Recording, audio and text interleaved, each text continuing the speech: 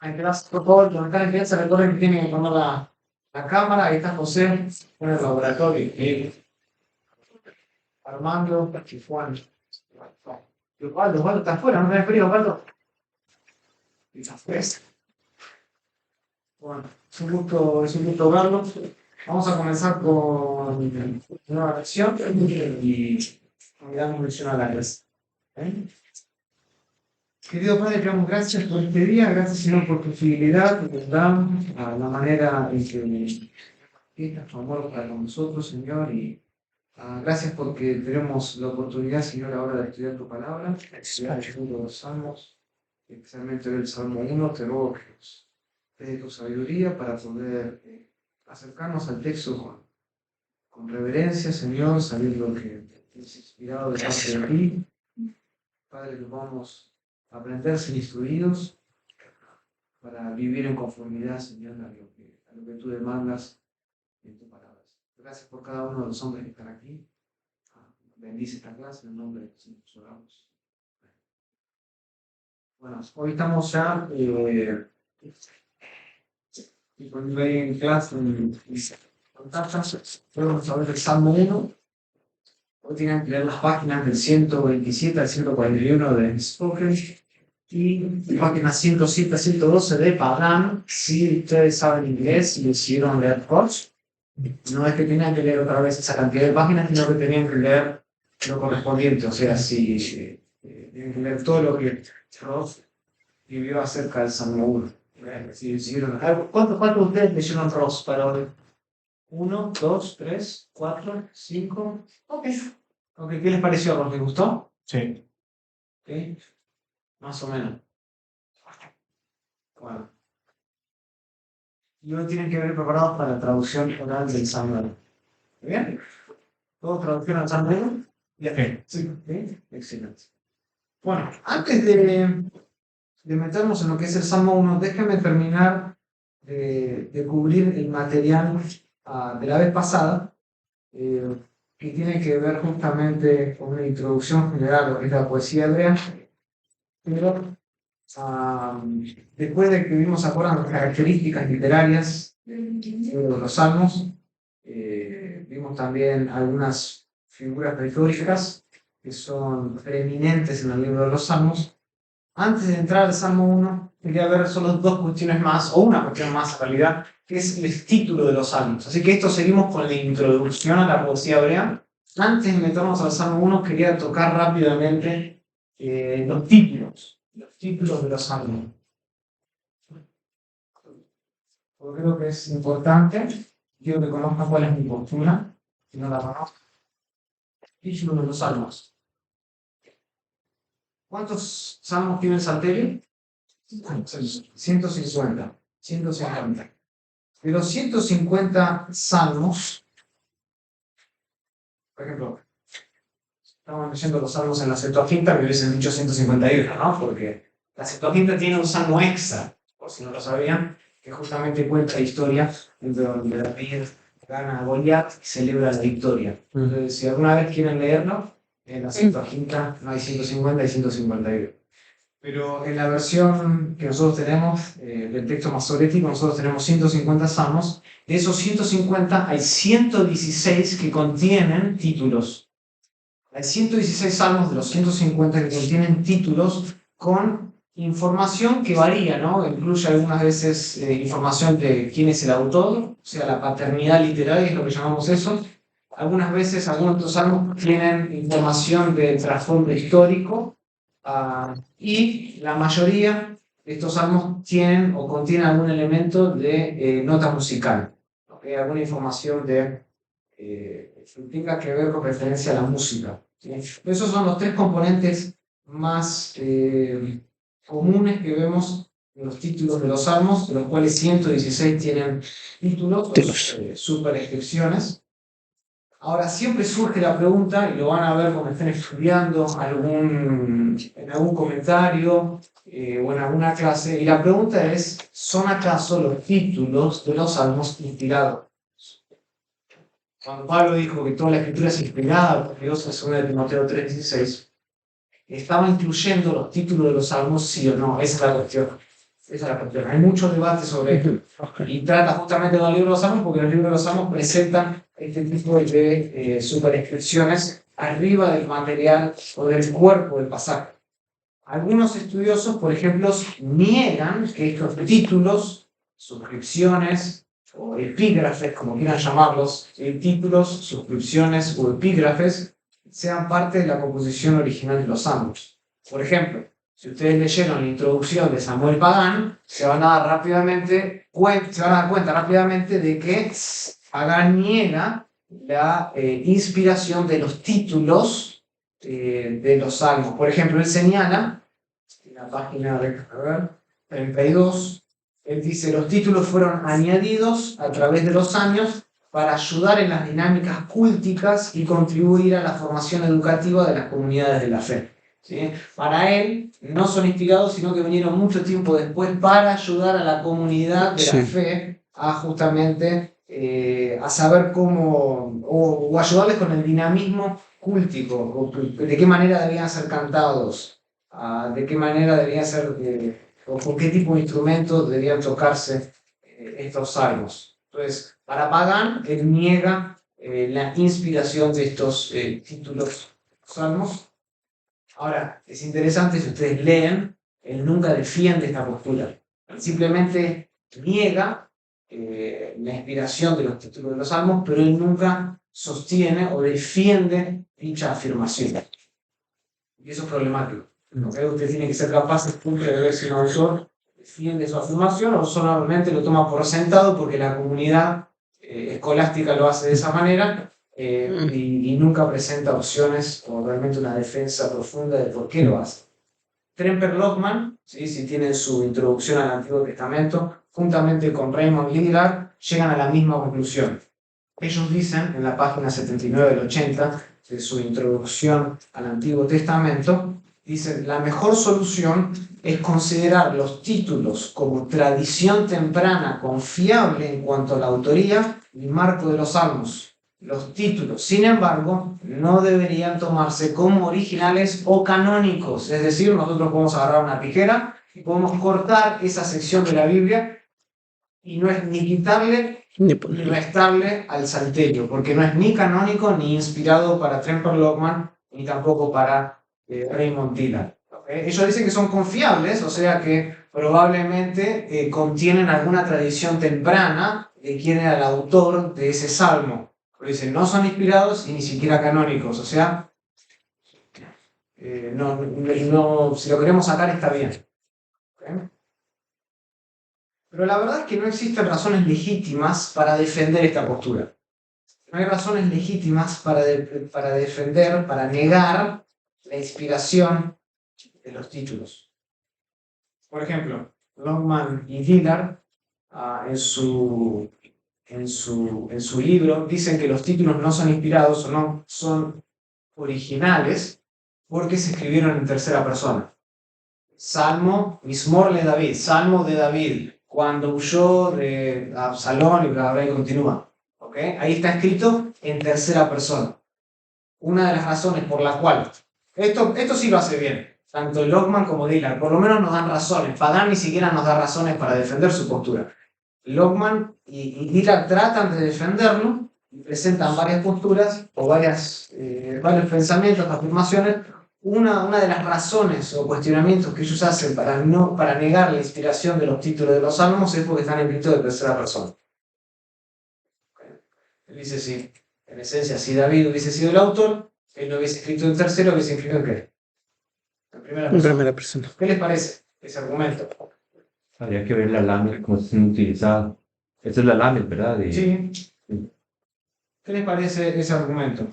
Fuerte. No es muy fuerte porque yo puedo escribir algo como Pablo, que es lo que él escribe así creo que en 2 de Corintios cuando habla de que conozco a alguien que fue al cielo, recibe estas revelaciones, entonces él está hablando de sí mismo en tercera persona, el apóstol Juan. Okay. En el Evangelio también habla de sí mismo en tercera persona. Así que no puedo tomar eso como algo definitivo.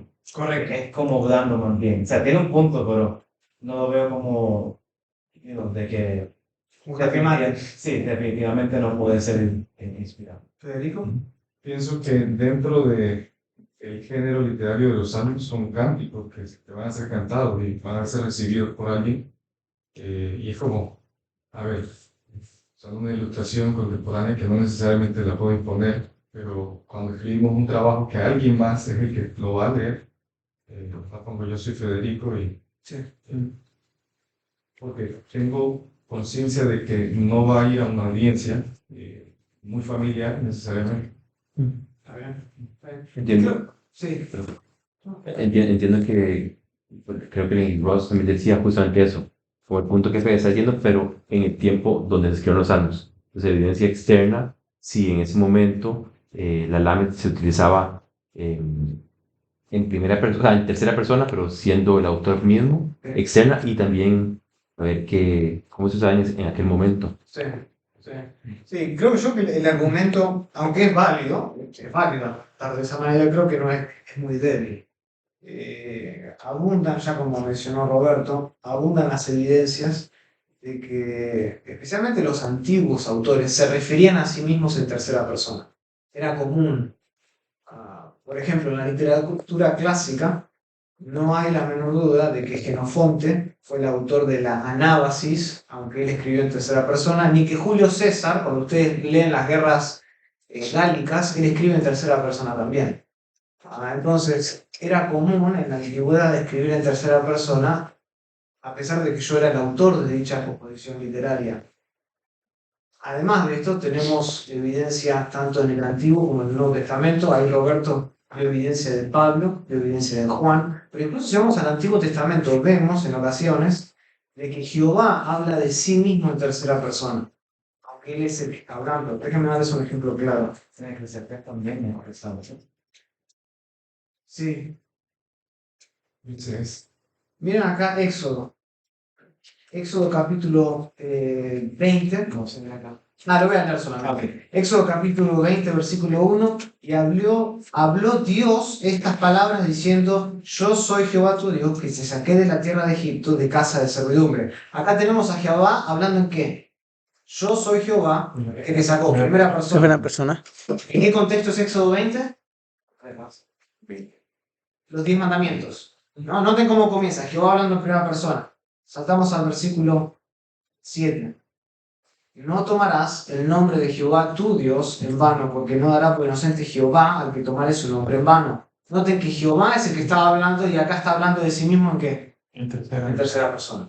Entonces tenemos ejemplos, incluso en el Antiguo y en el Nuevo Testamento, de personas que hablan en tercera persona de sí mismos. Entonces, ¿es un argumento válido? Sí, se puede argumentar de esa manera, pero no es lo suficientemente fuerte o legítimo para socavar la inspiración de los títulos en el libro de los Salmos. Entonces, yo creo que no existen razones fuertes, legítimas, para defender la postura que abrazan Dillard, Longman, Pagan y la mayoría realmente de los comentaristas del Antiguo Testamento sobre la falta de veracidad o de canonicidad o de originalidad de los epígrafes, suscripciones o títulos, como quieran llamarle, del libro de los Salmos. De hecho, la evidencia, cuando nosotros empezamos a ver la evidencia del libro de los Salmos en sí mismo, nos damos cuenta que los mismos autores son los que escribieron los títulos y fueron parte justamente de la composición original de esos mismos salmos. Sabemos eso por varias razones. En primer lugar, los títulos son auténticos porque así se autoidentifican. Los títulos son auténticos porque así se autodenominan, se autoidentifican. Por ejemplo, el Salmo 18 David se atribuye la autoría del Salmo 18 a sí mismo. Ustedes van al Salmo 18 y van a ver Mismor le David. Es el Salmo de David. Él es el que lo escribe. Él es como se autoidentifica de esta manera. Y esto es confirmado canónicamente por 2 Samuel capítulo 22, versículo 1, que es justamente el mismo contenido del Salmo capítulo 18. O sea que canónicamente vemos una confirmación de la legitimidad paternal o de autoría del Salmo 18 a partir del 2 Samuel capítulo 22, versículo 21. Versículo 1, perdón. Eso es uno. En primer lugar, los títulos son auténticos porque así se autoidentifican. Hay que tomar la Biblia de manera común y corriente, el salmista así se autoidentifica como el autor. ¿Por qué dudar su legitimidad cuando tenemos libros canónicos que la sustentan? Segundo, los títulos son muy antiguos y creo que esta es una de las razones para firmar su legitimidad o su confiabilidad como títulos canónicos inspirados por Dios. Son muy antiguos. ¿Okay? De hecho, los títulos no solo forman parte de los manuscritos hebreos más antiguos, sino que además los traductores de la versión griega del Antiguo Testamento, es decir, la Septuaginta, tuvieron problemas para traducir los títulos que son, o los términos técnicos que son parte de los títulos. Y esto es una evidencia, ¿sí? Una demostración de que ya para ese entonces, es decir, ¿qué siglo estamos hablando de la Septuaginta? ¿Composición?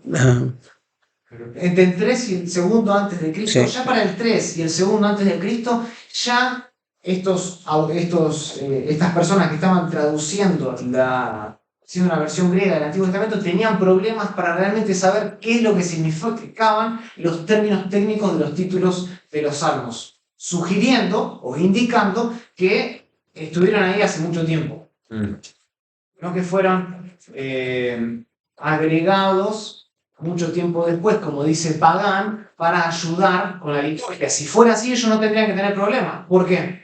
Porque lo sabrían. ¿Pero por qué? ¿Cuándo se cree, por lo menos que en su parte final terminó siendo compuesto o compilado el Salterio? ¿En qué época? Preexílica. No, post-exílico.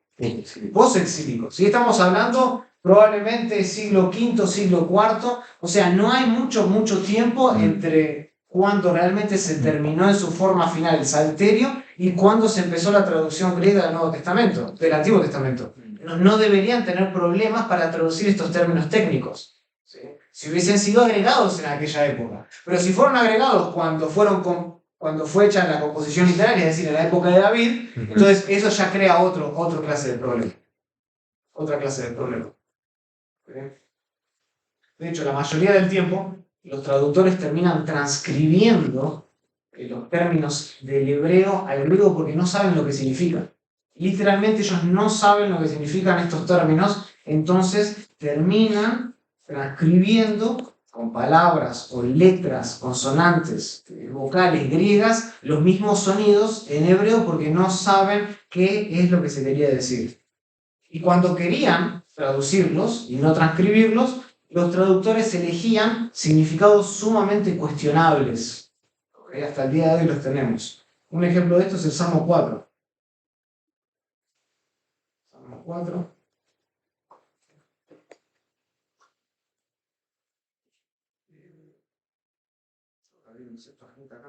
Juan, ¿tenías una pregunta? Tiene que ver con lo que ya está, no, también no podría ser, pues, pensando que los compositores de los salmos no pensaban también como que para que fuera cantado por el pueblo. No puede ser que al momento, pues, pensando que, no recuerdo en qué parte, pero que dice que también David pasó eso para que se cantara.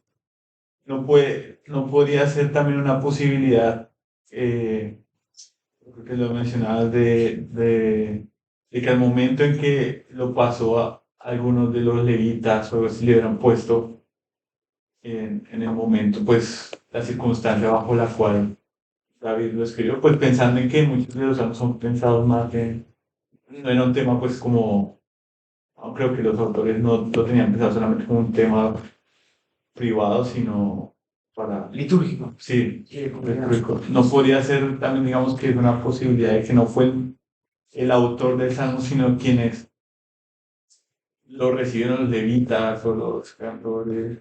Ahí tendría John Pushkin, ¿no? Especialmente contra el textual updating. ¿Vos tuviste mi clase de introducción al Antiguo Testamento? No. Ok. Y tal vez sería bueno esperar hasta ese momento. Es que yo considero de que eso abre la puerta a alguna especie de actualización de la inspiración bíblica. De que alguien después vino y agregó el título, aunque haya sido levita. ¿Quién fue esta persona? No lo sabemos. Fue parte del proceso de inspiración. Crea problemas. Que un levita después haya agregado el título ¿esa persona está bajo la superintendencia del Espíritu Santo, sí o no? Y si no lo estaba, esas palabras entonces no son inspiradas. Si lo estaban, agregó algo más. Es ahí donde creo yo conflicto. Yo prefiero defenderlo como el autor original fue el que escribió esto, y él le puso el título y después fue recibido, claro que sí, por la comunidad, ya sea levítica, por Esdras, hubo algún tipo de arreglo final. Pero no de que actualizaron o bajo la tradición judía le agregaron, esto sí, esto encaja con la vida de David, le vamos a poner a escribir este título, o le vamos a poner el título a David porque encaja bien con sus circunstancias. Creo que abre la puerta a esta especie de lo que se conoce en inglés como textual activity. Tengo problemas con eso. Pero eso lo vamos a dejar para introducción al Antiguo Testamento. Noten, Salmo 4. Salmo 4 comienza con ¿qué? Esa primera palabra. Al músico principal, justamente sobre Melinot, al director. Es un término técnico, Mismor de David, Salmo de David. Noten cómo lo traduce la Septuaginta. Eistotelos en Salmois o de David, o David, ¿sí?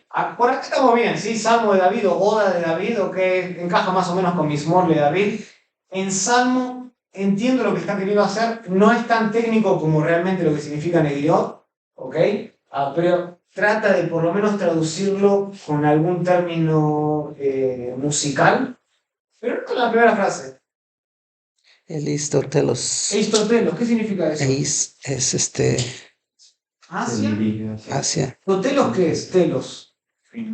el fin. Hacia el fin o hasta el fin. ¿Sí? Nada que ver con el término que significa en hebreo. En hebreo tiene que ver con el músico principal.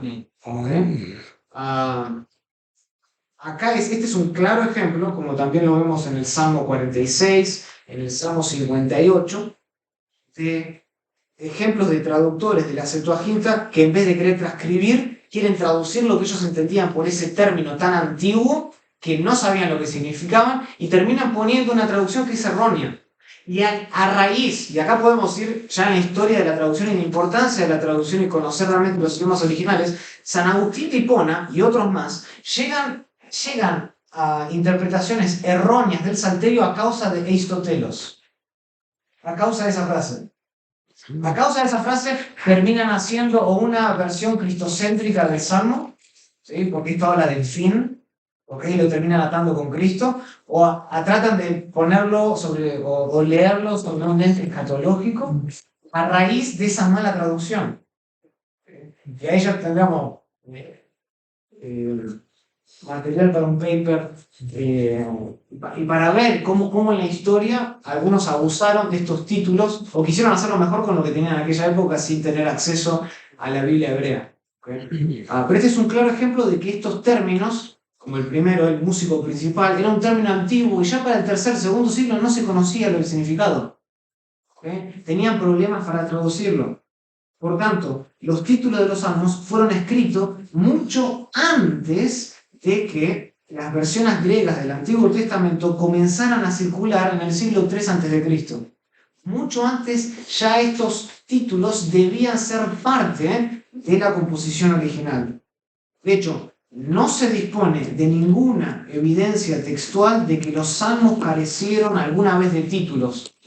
Sin embargo, hoy la comunidad erudita niega su autenticidad, aunque la prueba externa, todos los manuscritos que tenemos tienen los títulos. ¿Se entiende eso? No hay evidencia de una copia del Salterio sin títulos. Sin embargo, la comunidad niega su autenticidad. Niega su autenticidad.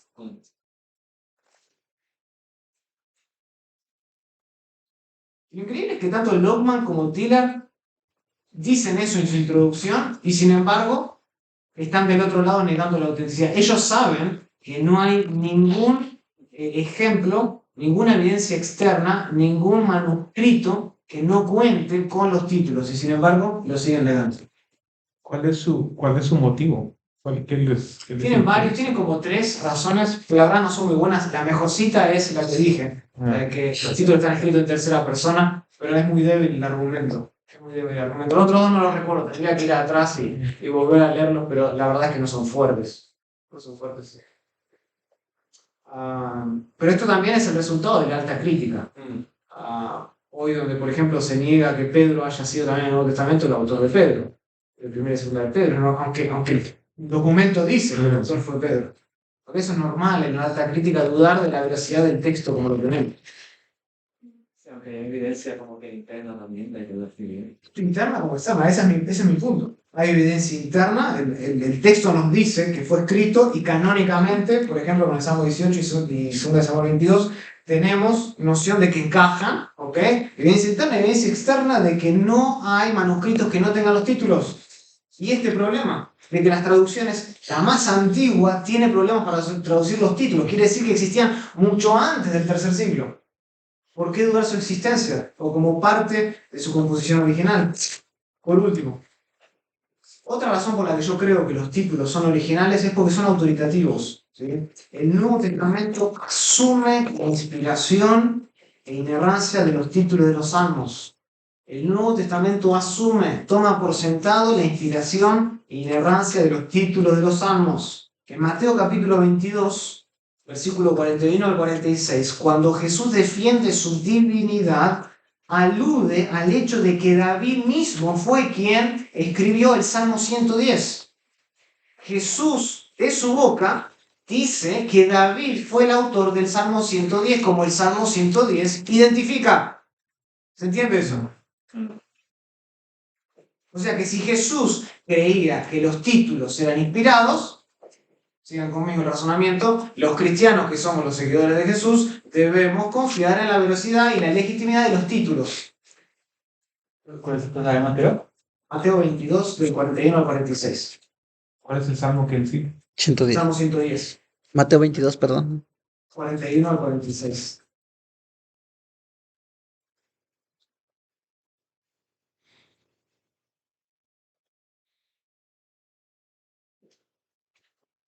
Después en Lucas capítulo 20, 42 ven lo mismo. Él dice, pues el mismo David dice en el libro de los Salmos, dice el Señor a mi Señor, siéntate a mi diestra. Está acá Jesús hablando y citando el Salmo 110. El Salmo 110 justamente se identifica como un salmo de David. ¿Sí? Noten ahí, de David mismo, ¿sí? El salmo de David. Entonces Jesús confiaba en que eran autoritativos y por lo tanto son parte de la inspiración o parte del libro inerrante. Como dice básicamente que ya desvió todo. Yo creo que Con solo eso ya. sí, eso sería suficiente, pero bueno, le estoy dando los otros dos, ¿sí? La autoidentificación, el hecho de que son antiguos y el hecho de que son autoritativos. Estas tres razones que empiezan con las tres con A, para que se acuerden, una manera de defender los títulos de los salmos como siendo inspirados. O sea, tanto el texto masorético, de hecho, como la Septuaginta atribuyen este salmo al rey David, el Salmo 110. O sea que no hay discusión. En otras palabras, Jesús mismo ratifica la veracidad de dicho título. Él la defiende con sus palabras. Si Él es la verdad encarnada, entonces sigamos la verdad. En Hechos capítulo 2, del 25 al 29, el apóstol Pedro, en ese caso, cita el Salmo 16 y atribuye dichas palabras a David, haciendo exactamente lo mismo que hace Jesús. Sí. Siguiendo y defendiendo la veracidad de los títulos en el texto hebreo masorético. ¿Sí? Hechos 2, 5 al 29, el apóstol Pedro cita el Salmo 16 del 8 al 11.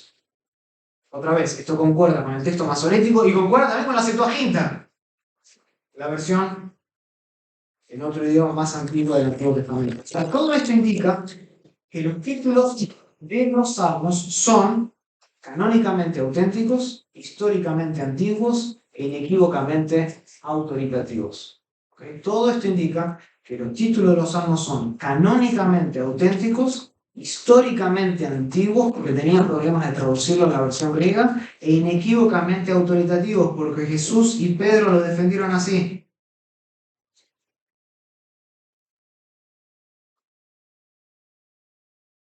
Son inspirados por Dios y por lo tanto, como son inspirados por Dios, deben influenciar nuestra interpretación de los salmos. ¿sí? Los títulos deben influenciar, ¿sí? Deben tener su lugar en nuestra exégesis del libro o del salmo que estamos interpretando o predicando. ¿Okay? No es algo que lo borramos, lo tiramos por la borda.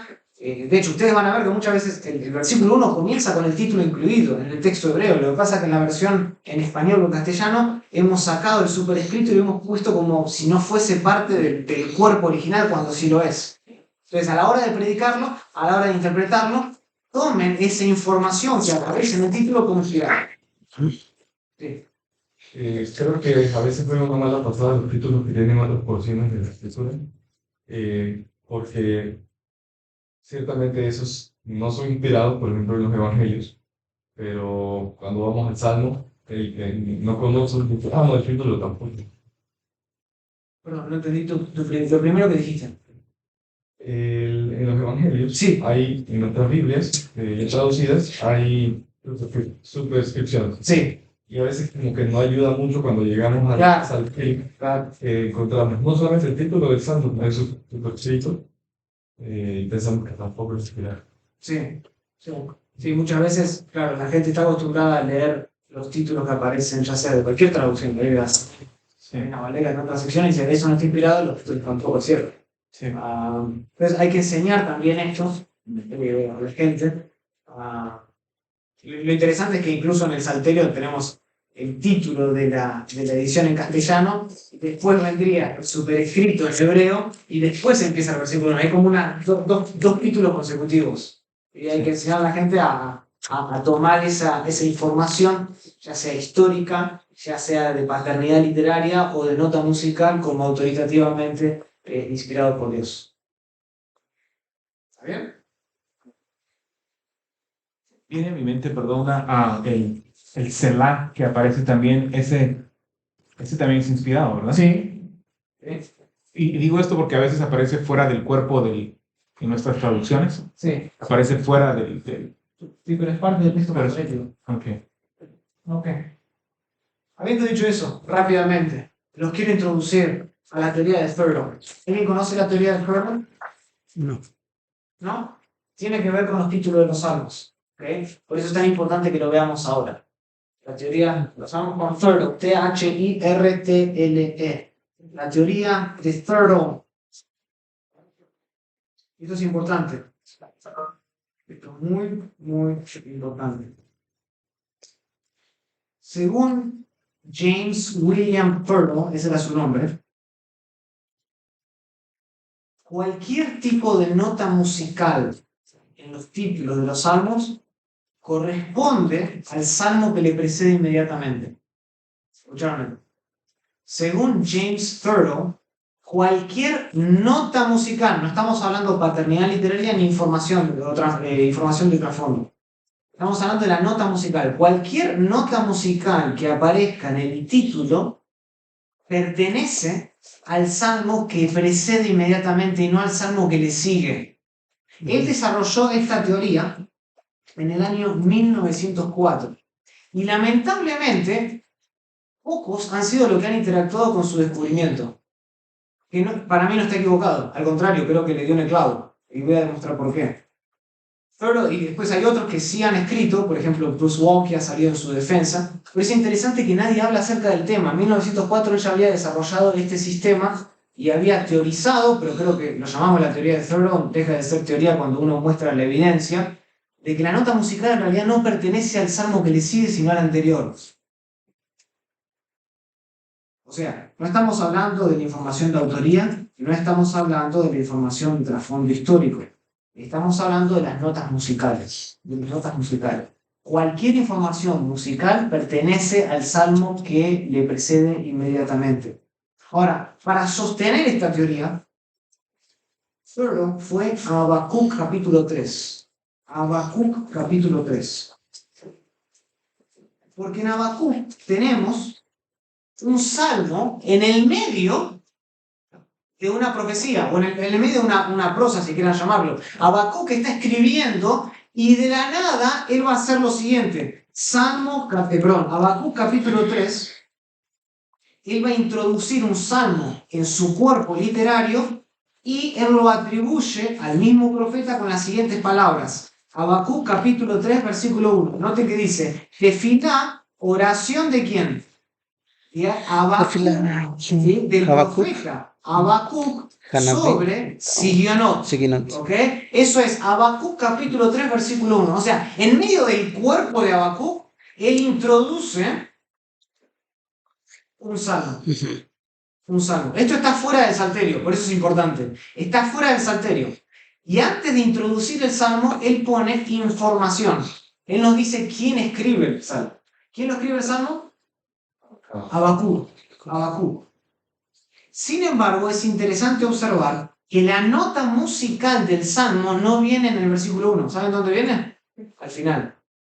Habacuc 3 termina, y al final, después de que termina el salmo, está incluida la nota musical, no al principio. En el versículo 19 dice, al jefe de los cantores sobre mis instrumentos de cuerdas. ¿Ok? Entonces, Habacuc 3 es un excelente ejemplo de la teoría de Thoreau, que un salmo consiste de la siguiente manera: información de contexto o paternidad literaria, el cuerpo del salmo, y al final se dice la información sobre la nota musical.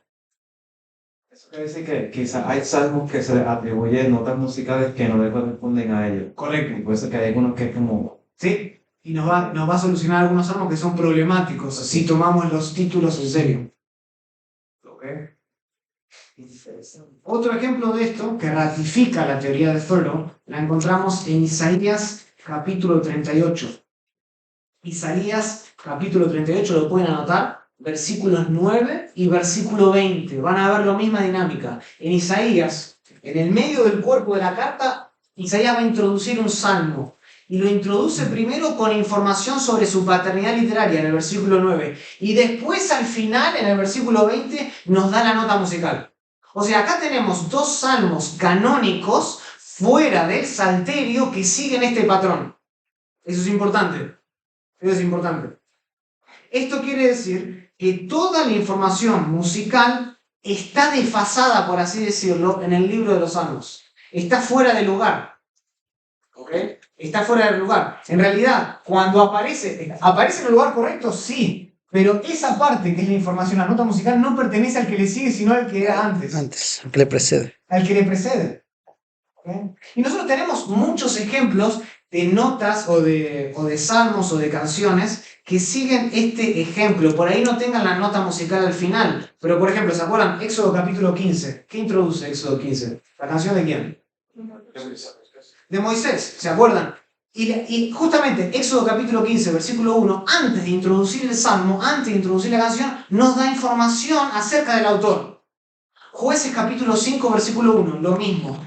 Primera de Samuel capítulo 2, versículo 1, lo mismo. Jonás capítulo 2, versículo 1, antes de introducir el salmo, introduce información de trasfondo y el autor. Sí.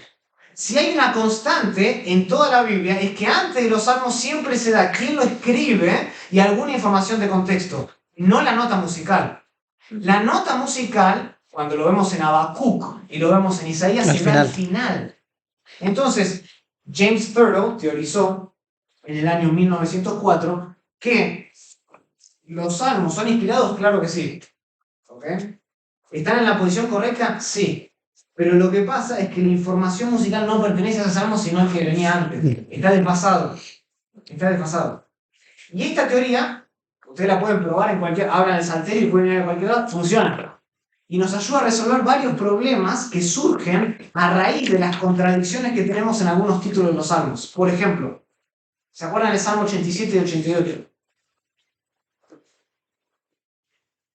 Salmo 87. Y por supuesto, me olvidé de decirle, si uno quiere leer la teoría de Thoreau, y su libro está gratis en línea, se conoce The Titles of the Psalms, los títulos de los salmos. Los títulos de los salmos. Their nature and meaning explained. Su significado, su naturaleza y su significado explicado por James William Thoreau, 1904.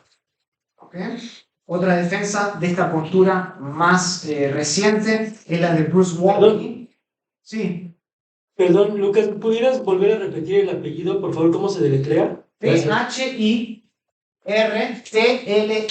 Thoreau. ¿Ok? Después Bruce Walkie, en el año 1991, salió a su defensa en un artículo académico que lo publicó en JBL, que se llama Superscripts, Postscripts, or Both. ¿Okay? Superscripts, Postscripts, or Both. Ahora, si ustedes tienen que leer algunos artículos académicos y saben inglés, los recomiendo. ¿Okay? Recomiendo The Walkie. Si, después en The Third ya no es un artículo, ya es un libro. ¿Okay? Una disertación en la que básicamente va a través de todo el salterio mostrando y defendiendo su tesis.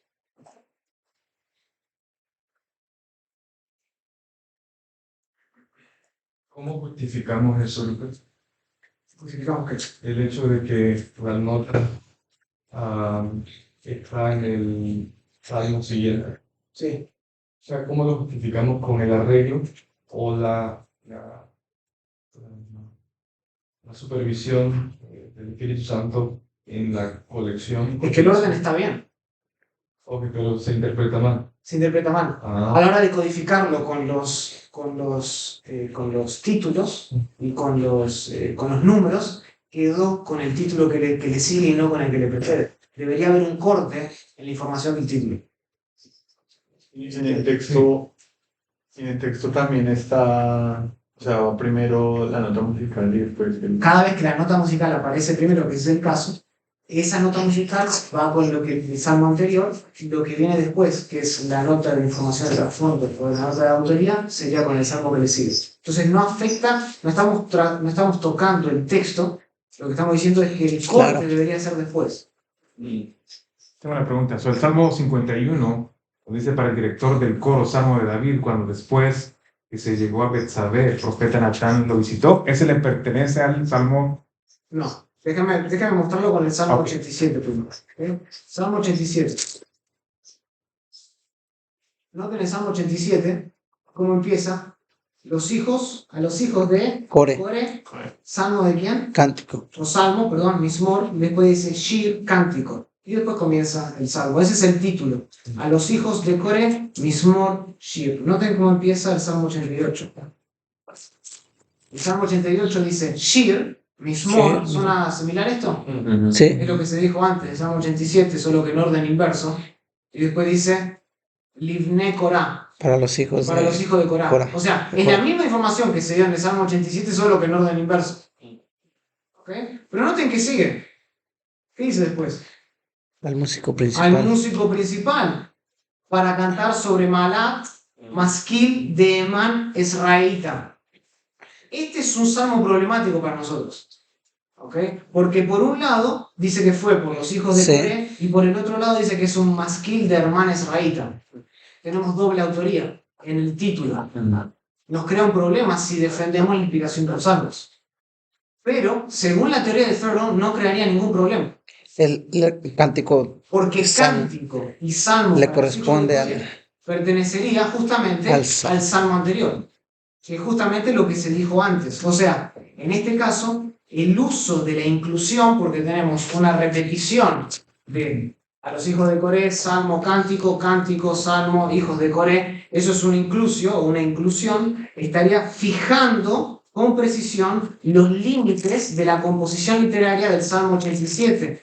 Y además identificaría el autor, los hijos de Coré. ¿Ok? El siguiente parte del Salmo 81 contiene una nota musical. Dice que al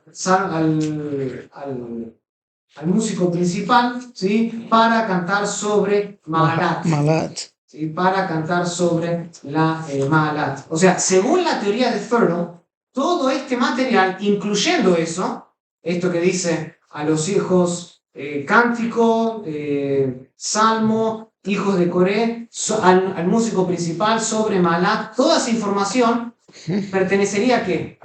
Al Salmo 87. Ese sigue el mismo ejemplo de Habacuc 3, ese sigue el mismo ejemplo de Isaías capítulo 38.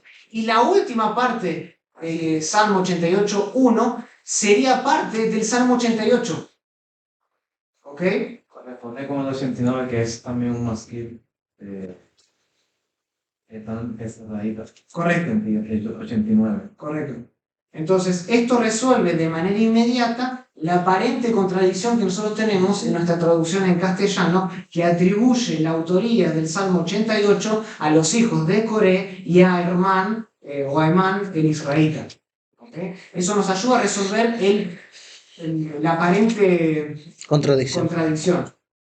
Además, si somos sinceros con el texto mismo, el Salmo 88, por lo que me he fijado, es uno de los salmos favoritos de Roberto en las últimas semanas, lo ha estado citando bastante. El Salmo 88 es uno de los salmos más oscuros que hay en el Salterio. ¿Sí? Es uno de los salmos más tristes, de hecho no termina con una nota feliz. Es el único salmo de todo el Salterio que no termina con una nota feliz como lo hacen todos los demás. ¿Sí? Noten el Salmo 88. 18. Acá, 18. Dice, has alejado de mí al amigo y al compañero, y a mis conocidos has puesto en tinieblas. Así termina el Salmo. Oscuro. ¿Ok? Oscuro. Como la pantalla. Se me fue la pantalla. Pero este tema oscuro, ¿sí? Esta oscuridad que tiene el Salmo no encaja con la nota musical, esta que dice para cantar sobre Maalat. Eso debería ser cantado con una nota feliz, con una nota alegre. No encajaría con el tema general del Salmo. Pero si pertenece al Salmo anterior, encaja. ¿Y por qué sabemos que encaja? Noten el versículo 7. Sí. Y cantores y tañederos en ella dirán, todas mis fuentes están en ti. Noten que hay cantores, ¿sí? Hay danza, ¿sí? Hay alegría en el Salmo 87. O sea, la nota musical del Salmo 88 encaja con la del 87 y el contenido del Salmo 87, pero no encaja con el contenido del 88. Lo mismo pasa con el Salmo 18. El 88 solo sería Masquil, Emán, Israel, raíz. Correcto.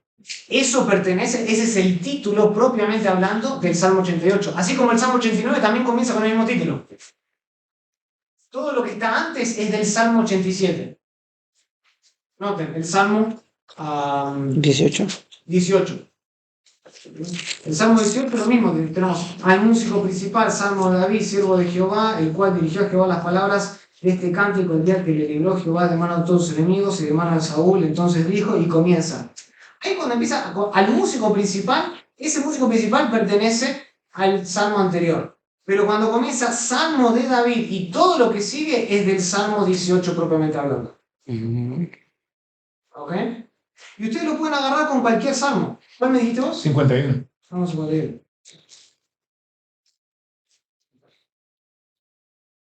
Acá tenés lo mismo. Al músico principal. Esa frase, al músico principal, no pertenece al Salmo 51. pertenece al- No, que pertenece al anterior. Es una nota musical. Después, cuando dice la autoría, Mismor le David, pertenece al Salmo 51 y todo lo que viene después.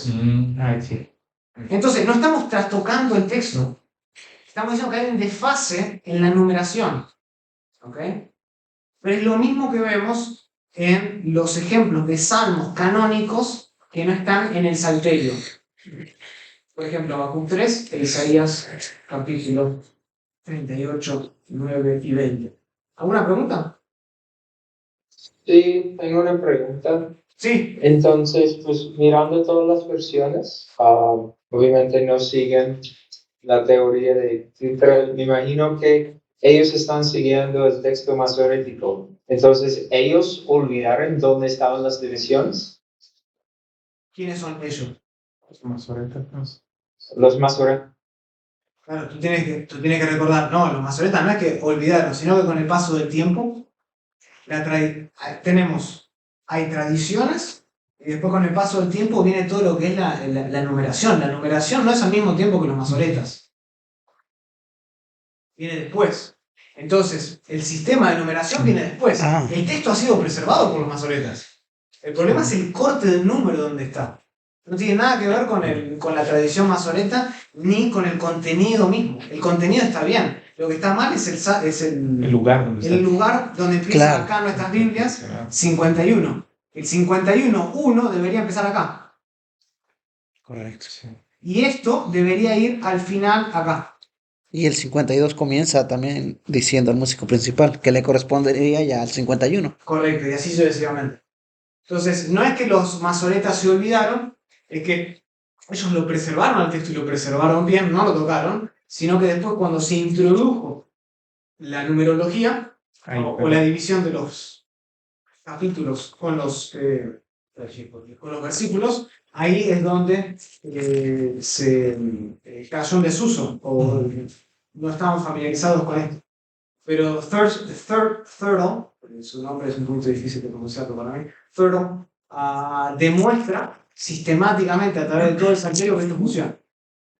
Y creo que la mejor prueba que él hace, y no solo de él, también hay otros hombres, y de hecho, ¿no? Estoy viendo el reloj, pero esto es común también en la literatura acadia y griega, poner la información de la nota musical al final y no al principio.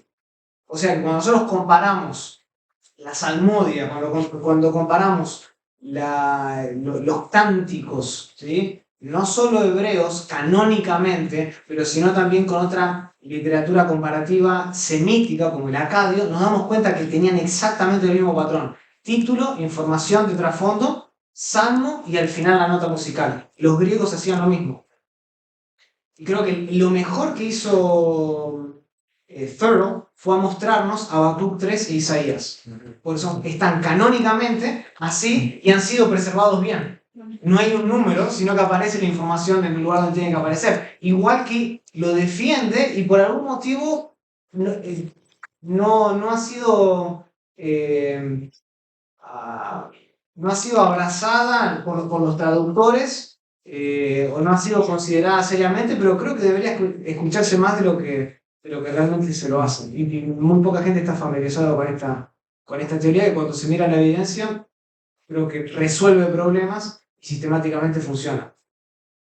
¿Por qué crees o por qué diría Ferro que al final, digamos, en esos cortes, sí incluye otra vez, qué sé yo, a los hijos de Corea? O sea, porque esa no solo la nota musical, sino que también un autor, porque esa... ¿En el Salmo 87? Ajá. En el Salmo 87 creo que eso es un ejemplo de infusión. Ah, ok. Está delimitando el Salmo, porque nota que está justamente en exposición de órdenes inversos. Dice a los hijos de Coré, Salmo, cántico o canto, no, dice canto, ¿cómo dicen? Cántico, salmo. Al revés. 87. Esto es común en los salmos. A los hijos de Coré, salmo cántico. Y al final dice al revés, cántico, salmo, en los hijos de Coré. Eso es un claro ejemplo de inclusión. Está delimitando, mostrando la estructura. Aquí comienza y acá termina.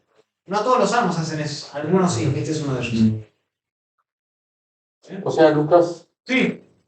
esa confusión se empezó a dar como en el año 1200, que fue donde aproximadamente... Se empezó. Correcto, los números. Sí, señor. ¿Dónde está Víctor? Allá. Sí, correcto. En ese año es cuando se empezó a introdujeron los números, y especialmente en el salterio, y se empezó a agarrar esa parte que debería ir con el anterior con el que sigue. Sí, Benjamín. Pregunto. Pues yo sé que no lo tienes ahora, pero ¿podría ser posible que busques el ejemplo del Salmo 87 y 88 en el texto masorético, como en uno de Codex de Alepo o algo así, y ver si hay algo ahí que muestra que, pues, de pronto, porque creo que hay ciertas indenciones o sangrías, ¿cierto? Sí, en diferentes textos. Tendría que buscar. ¿Me mandas un correo, Benjamín? Y lo vamos a hacer en la biblioteca, si podemos tener acceso, y lo buscamos. Sí, claro que sí, buena idea. Sería bueno. Sí. Lucas, también estoy viendo que en la página del Dr. Barrick hay un PDF, un PowerPoint, precisamente defendiendo todo esto de los salmos, y viene también pues, lo que estamos mencionando ahorita y está bien interesante. Sí, por supuesto, fue mi profesor, así que Sí, me imaginé. su postura. Así que sí, él también tiene un PDF que habla de esto. Muestra un poquito, como digo, pueden leer a Thurtle, pueden leer a Walkie, pueden leer a Barrick. Lo que pasa es que lo de Barrick no está publicado, pero está ahí en su página. Y creo que hacen un gran trabajo en defender esta postura.